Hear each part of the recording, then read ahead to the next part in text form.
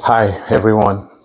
So last month, one of the adapt and advanced videos, I shared about John D. Rockefeller. And what was the message about him last month, December 2024? Is focus on what you have control over. And I remember giving the example like what you have control over is like things on the right, just as an example. What you don't have control over are things on the left. If you pay attention to the things on the left that you have no control over, you are going to be depressed, anxious, and worried. Why? Because you don't have control over those things. If you spend your entire life on these things on the side that you have no control over, then life can become a chore that is difficult to live. On the other hand, if you focus on things that you have control over, let's say things on the right as an example, that's where true change can take place on this side, things that you have control over. It could be things like little exercises that you could do. It could be reading of books that you could do. It could be eating right or eating healthy, whatever that is for you. It could be just working hard to pass your exams or whatever it is. Focusing on those things is where true change takes place, not on the things that you have no control. There are some things that are outside of our control. We don't have to worry about those things. So today we are going to continue, look at the story of John Rockefeller and other people. And I'll also be sharing my personal story on how you can turn obstacles into opportunities. And one of the best books I read recently, which I'm going to recommend, is The Obstacle is the Way by Ryan Holiday. In his book, he talked a lot about how people, both nowadays and in the past, have been able to leverage turning obstacles into opportunities. So the obstacle is the way. Without obstacle, we will not be the best that we are meant to be. And one story that comes to mind for me very easily is the story of Joseph in the Bible. For those of us who are not familiar with the story or not familiar with the Bible, Joseph was sold to slavery by his biological brothers out of envy. And that was a big obstacle for him. He ended up being a slave to Potiphar, where he got in trouble for things he didn't look for himself. He was trying to live right, he got into big trouble. He ended up in the prison for years. Fast forward a few years later, he became the prime minister of Egypt, the number 2 in command. Only the king or the prince of Egypt, Pharaoh, was greater than him in power. And he was able to use that position to save a lot of people, and including the biological brothers that sold him to slavery when there was famine and there was problem in the land. This tells us that the obstacle is the real way. If Joseph did not have that obstacle, ended up in prison, is not going to succeed greatly like he did. That was the only way for him to get to become the second in command to the king of Egypt, because he was not from Egypt. He was able to solve a big problem for the king at a point when the king was worried. So the same way with our lives, we all have obstacles. We all go through things that are not fair. We all go through things that are difficult. And in the video I released on Sunday, the last Sunday in December too, I shared one of the testimonials of the map lamp, the book I'm working on, which will be launched June 1st, 2025. And in the book, I'm using the 7 principles map lamp. M standing for meaning making, A for action, which I call massive action, P for planning, L for learning, which is reading of books and learning from other people. Then another A for alliance formation, talking of relationships. And then M for mission, having a mission, personal mission statement. And the last P is prayers, or believing in a higher power than you. And I use that to explain how I was able to turn a particular exam called Pride exam. Pride exam is the psychiatry exam that psychiatry residents all over the US take every year, typically in October. We take it every year in your psychiatry residency in the US is 4 years. So you take the same exam, not exactly the same questions, but about the same standardized kind of exam. You take this exam in your PGY1 the first year, your PGY2 the second year, your PGY3 the third year, your PGY4 the fourth year. The idea is you should keep improving every year. But for me, the obstacle I faced was when I first took the exam in the first year, compared to all psychiatry residents in the US. I don't know the exact number, let's say 1,000 or 10,000, whatever the number is of psychiatry residents in the US. I was in the 10th percentile of all the psychiatry residents that took the exam, my PGY1. I did very, very poorly. I cried. I felt sad. Like I said in the video I released, I have reasons. I could say, okay, it's because maybe I'm an old graduate. I graduated from medical school like 1, 2, 3, 4, 5, 6, 7, 8, 9, 10, 11, 12, 13, 14, 15, 16, 17. When I applied for residency, I was 17 years post-medical school. Yes, 17. So at the point I took the first exam and got result like 18 years. So I could give an excuse that, okay, maybe because it's been a long time, I've been out of medical school for a long time and stuff like that. I have a family, I have a wife, I have kids, and many excuses. Residency is brutal and busy. I'm just trying to adjust to the US system, I didn't go to med school in the US, so everything was just new. So many things were new to me at that time. So I could wallow and give up and say, okay, I have excuses anyways. But that was my obstacle. I did not allow this obstacle to define me. I did not. So what did I do? I shared in the video I released very briefly. I took time to make meaning. And for me, meaning making, most of my own meaning making personally is from the Bible. For you, it could be something else. For me, the meaning making was having a verse that told me that though a righteous man falls 7 times, he rises up again. So I had that. I'm like, okay, this is one of the faults I'm going to experience in life. I'm going to rise up again from it, no matter what is happening. So that's one meaning making. The second one was action. I took massive action. One, I read books like never before. I bought books. I got a question back. I finished it within the next 1 year, since we're going to take the exam every year. I recorded audio of the questions and the answers and the explanations. Whenever I'm driving to work, I kept listening and listening and listening. I did all these interventions. That's for massive action. Then peace planning. I took time to plan how many hours I could dedicate every day, how many questions I must do every day, like 20 questions every day. I think I was doing between 10 and 20 every day to finish the quick question back within a year. Then I bought pride questions too, part of my planning. I bought past pride questions, which I never did before, that I practiced. I practiced again and again and again and again. So in between the pride questions and also the question bank, the specific one I used at that time was board vitals.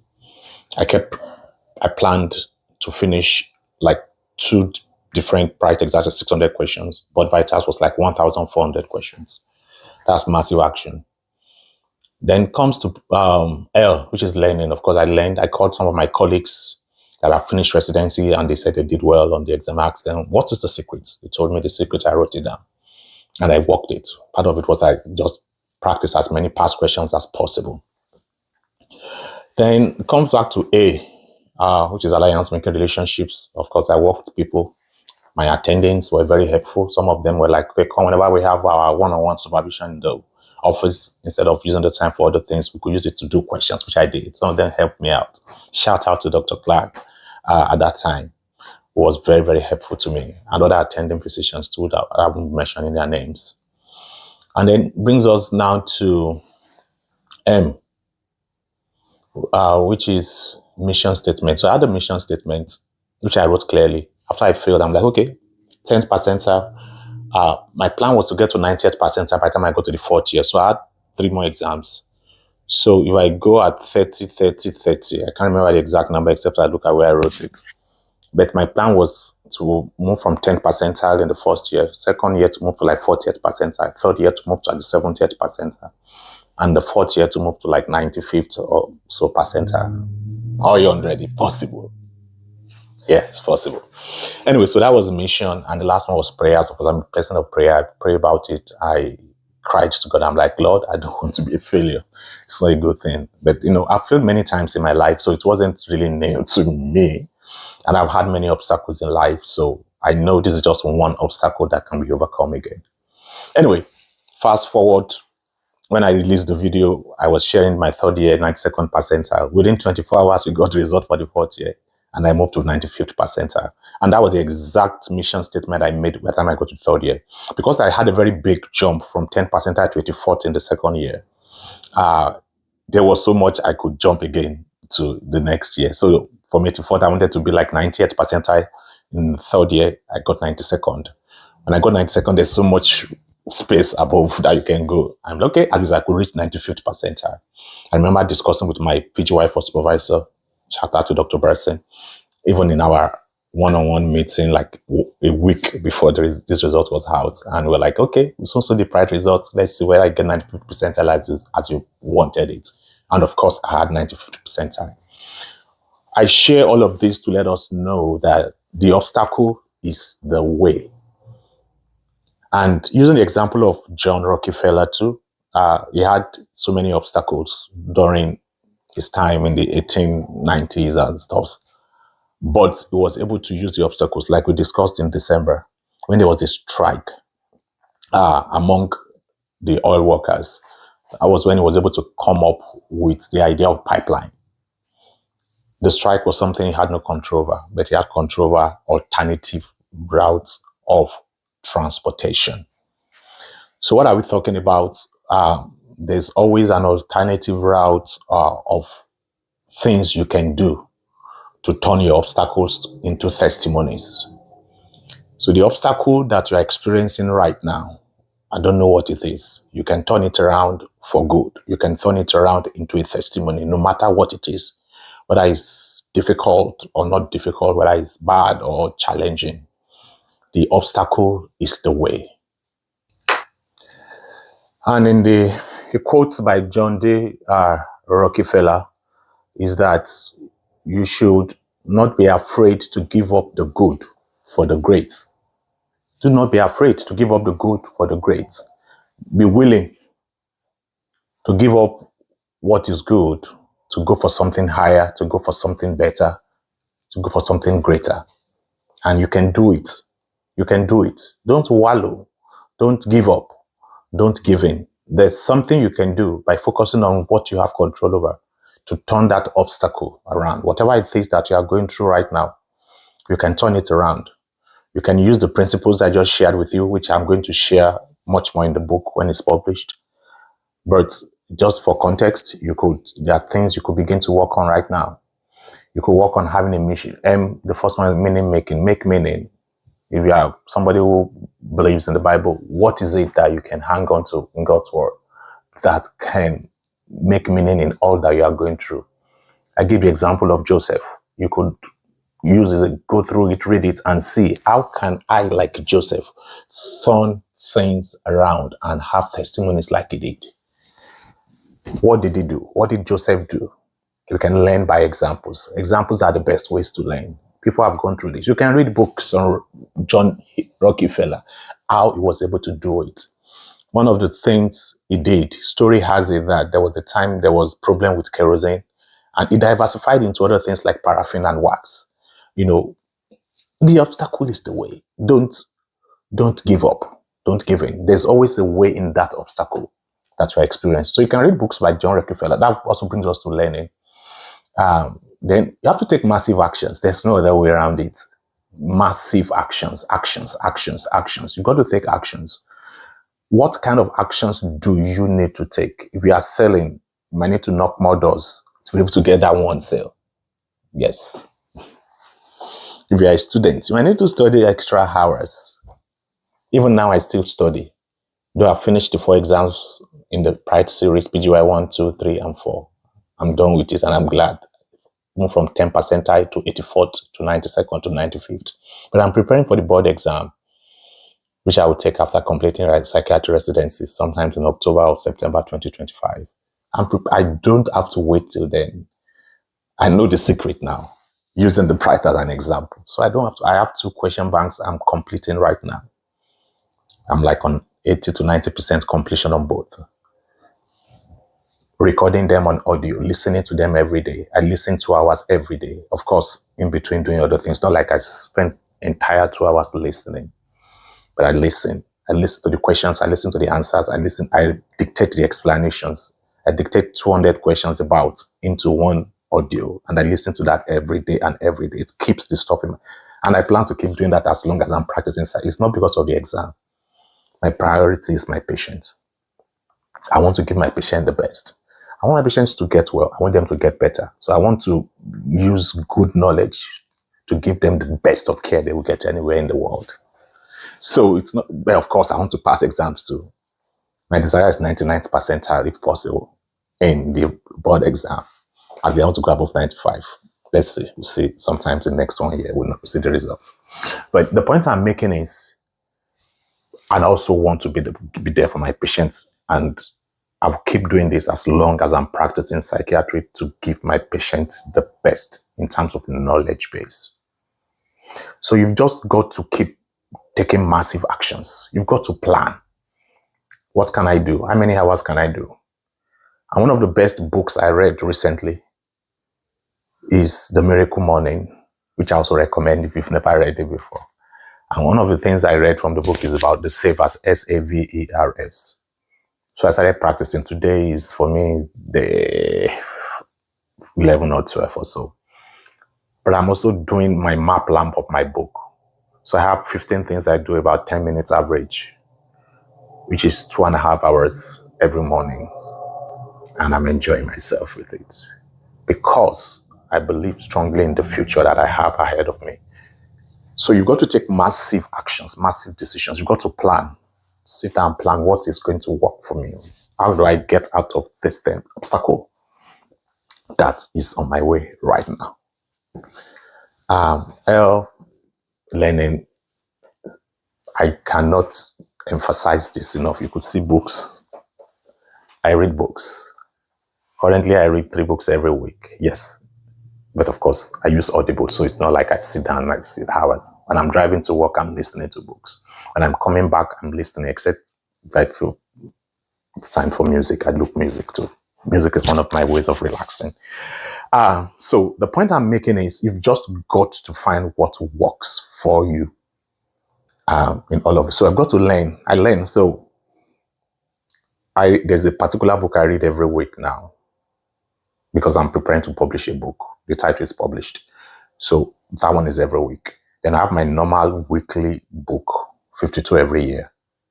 Then I have 8, which I recycle every 8 weeks. So at the end of every week, I have ended up reading between 1 to 3 books every week. Most of it is audio listening.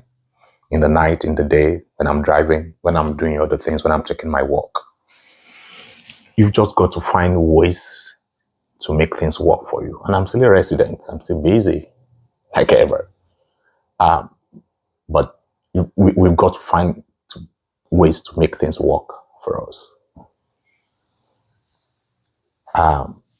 Then we also have alliance. You need to form relationships with people that matter to you. You need to know people that are going to help you.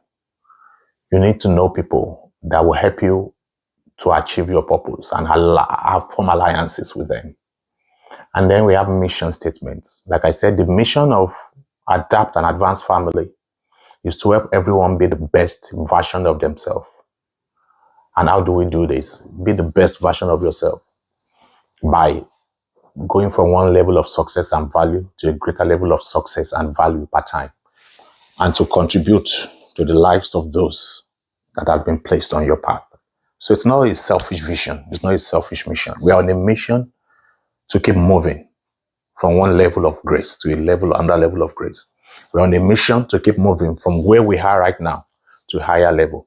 And when we keep moving from one level to another level, from one level to another level, then things get better for us. And then in the process, we are not just about ourselves. Every day I think about other people.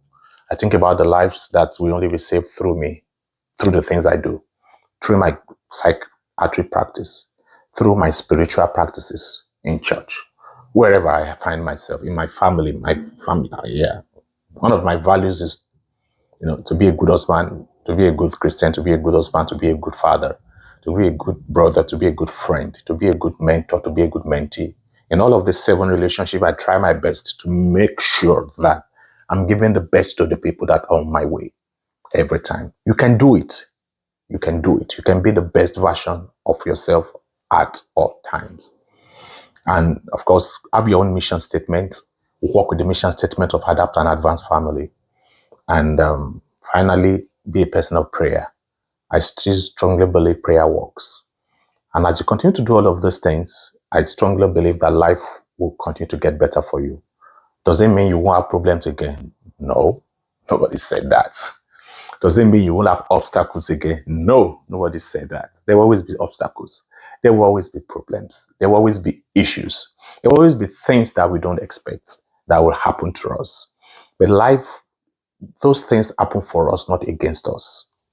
All things work together for good to them that love God, to them who are the called according to God's purpose. So all we are saying today is overcome obstacles and succeed.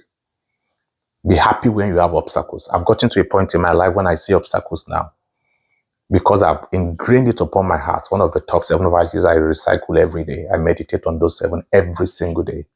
Is Romans 8:28. All things work together for good to them that love God, to them who are the called according to God's purpose. So nothing happens to me by accident. Everything that happens is for my good. All things work together for my good. So I'll share more on all of these things. Everything I'm sharing in the videos every week. Now I have 2 videos every week. I have less than 3 minutes on Sundays for right now. And I have this relatively longer one on Fridays for now. Everything I'm sharing are excerpts from the book. And let's keep expecting. The book will be ready June, will be launched, hopefully June 1st, 2025, or maybe earlier.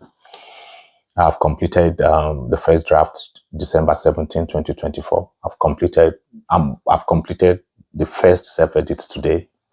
I'm making this recording 30th December 2024. I'll go through the second round of self-edits in January, and by the middle of January to go to the professional editing. Hopefully, I'm going to do a 30-day challenge, just like I did a 30-day challenge for me to write it. I'm going to do a 30-day challenge beginning from January with a professional editor to get it done. So it might actually come out earlier, but whatever. I'm sure it's going to come out by June 1st. Continue to watch the channel. Hit subscribe if you have not. Like it, share with friends and family, share it on Facebook, share it on other social media that will allow you to share it. And I strongly believe that the best is yet to come for you. Like I said, our mission statement is to be the best version of ourselves by increasing from one level of success and value to a greater level of success and value per time. And 2, contribute positively to the life of everyone on our path. As you continue to do all of this, I see that even the sky is not your limit. You will go beyond the sky and life will be great for you. Believe it. I mean it. I love you. Hit that like button, subscribe, share, and see you again for the next thing soon. Bye.